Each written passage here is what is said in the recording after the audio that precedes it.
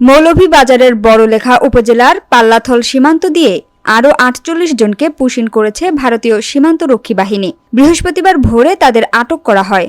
এ নিয়ে মৌলভীবাজার জেলায় পুশিনের ঘটনায় ৪৫২ জন বিজিবির হাতে আটক হয়েছেন। এর মধ্যে বড়লেখা উপজেলা দিয়ে ৩৪১ জন, জুড়ি উপজেলা দিয়ে ১০ জন, কুলাউড়া উপজেলা দিয়ে ২১ জন, শ্রীমঙ্গল উপজেলা দিয়ে ১৯ জন ও কমলগঞ্জ উপজেলা দিয়ে ৬১ জন। এছাড়া আরও কয়েক শতাধিক লোক সীমান্ত দিয়ে অনুপ্রবেশ করেও বিজিবি বা স্থানীয় প্রশাসন তাদের আটক করতে পারেনি। ৫২ বিজিবির সূত্রে জানা যায়, বড়লেখা উপজেলার পাল্লাথল বিওপির দায়িত্বপূর্ণ সীমান্তবর্তী এলাকার পাল্লাথল পুঞ্জি নামক স্থান হতে ৪৮ জন বাংলাদেশি নাগরিক ভারত হতে অবৈধভাবে বাংলাদেশে অনুপ্রবেশ করে পাহাড়ি এলাকায় ঘোরাঘুরি করাকালীন বিজিবির টহল দল কর্তৃক তাদেরকে আটক করা হয়। আটককৃতদের মধ্যে পুরুষ ১৫ জন, নারী ১৫ জন এবং শিশু ১৮ জন রয়েছেন। বিজিবি জানায়, আটককৃতদের জিজ্ঞাসাবাদে জানা গেছে তারা চিকিৎসা এবং কাজের উদ্দেশ্যে কুড়িগ্রাম ও যশোর জেলার সীমান্ত এলাকা দিয়ে অবৈধভাবে ভারতে গমন করে। পরবর্তীতে তাদেরকে ভারতের বিএসএফ কর্তৃক বাংলাদেশে পুশিন করানো হয়। বিজিবি ৫২ ব্যাটালিয়নের অধিনায়ক লেফটেন্যান্ট কর্নেল মোহাম্মদ আরিফুল হক চৌধুরী বলেন,